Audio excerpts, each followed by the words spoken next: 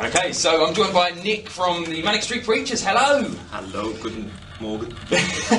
What's the hello in Welsh again? Give me the full hello. No, I don't know Welsh, I was speaking German. Yeah, I know. So, Nick, is this a flying visit for you guys? I know you're kind enough to do this performance here in Cambridge with us at Star Radio. Is it a flying visit to Cambridge, or do you get to explore the city afterwards? I mean, are we going to see you cycling around on bikes or going punting? Do you know what, it's really sad, because usually when we play a gig here, we always make sure we have a day off before or after, and we really enjoy it. Unfortunately, it is a flying visit today.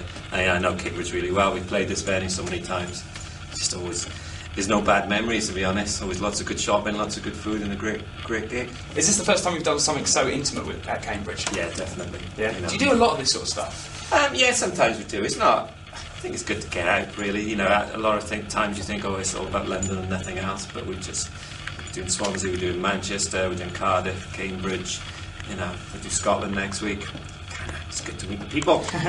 So let me take you back to 1986. Okay. Can you remember it far back? 1986. Music world was a lot different back then, right? Yeah, I should say. What was the dream of the Manics back in 1986? I mean, did you know or ever imagine you could go on to grab 8 top 10 albums and 15 top 10 singles?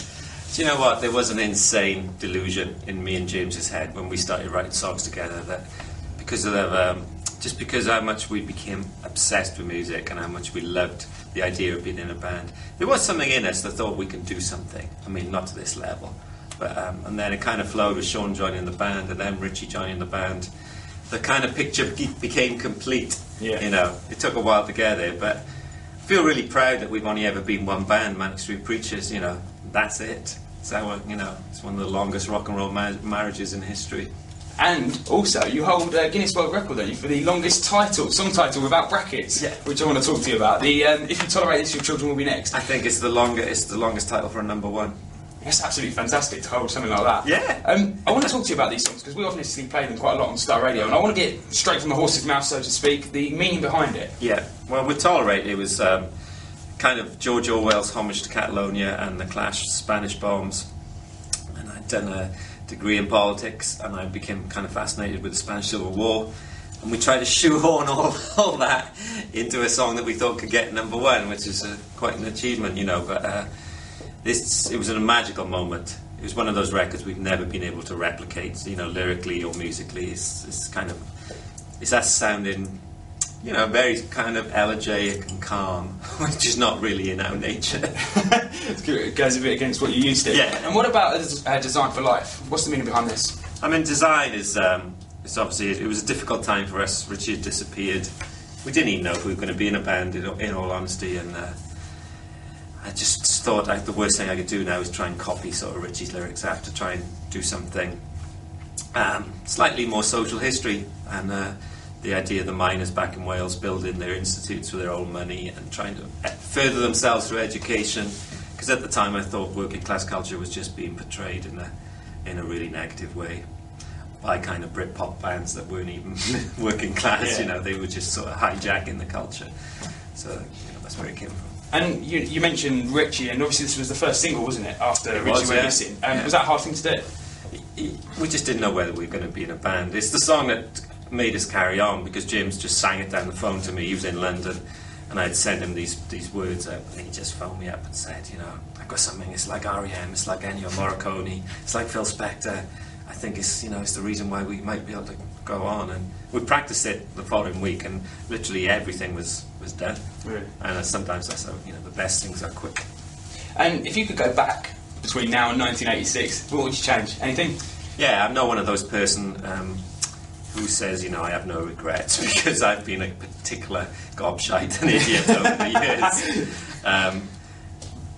There's just lots of stuff I would have said differently, but when you're as young as we were incredibly young, you know, when we were doing motorcycle unless we were 19 or whatever, so we just came out of our bedroom into the public world and sort of grew up by talking incessant amounts of pretty dodgy stuff. As you do, and as you can expect. But yeah, I think through it all, we've always tried to kind of just be really honest about ourselves.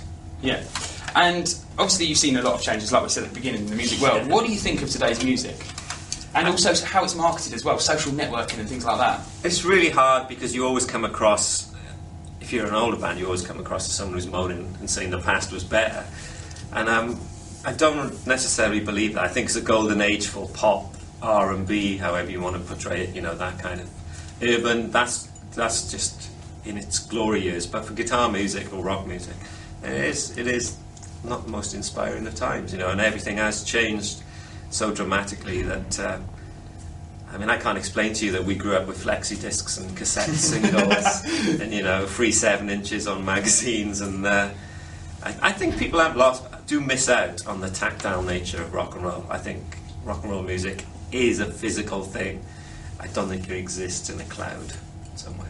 Mm-hmm. And let's talk about your greatest hits album, of course, which is out. National Treasures, the complete singles out at the end of the month, and more importantly than that, the new single is coming out. It's a cover single, isn't it? Can you just tell us how that came about? Yeah, well, we have done a lot of records in the last 3 years, and I think with Postcards from a Young Man, we reached a point just exhausting ourselves a little bit with our kind of sort of, we've got every bit of melody out of ourselves, and we just wanted to do a tribute record, and we were discussing various tracks that we thought would make a great single, and James in particular, this track by the Matt Johnson from the 80s, his version is really underplayed and really minimalist, so we just thought we'd give it the old Manics makeover, and I think it sounds like us now, but it's a total tribute to the record. You know, we did it with Suicide is Painless back in '92. You know, that was our first top 10 hit, and we've done loads of covers all over the years, and we just treat it as something.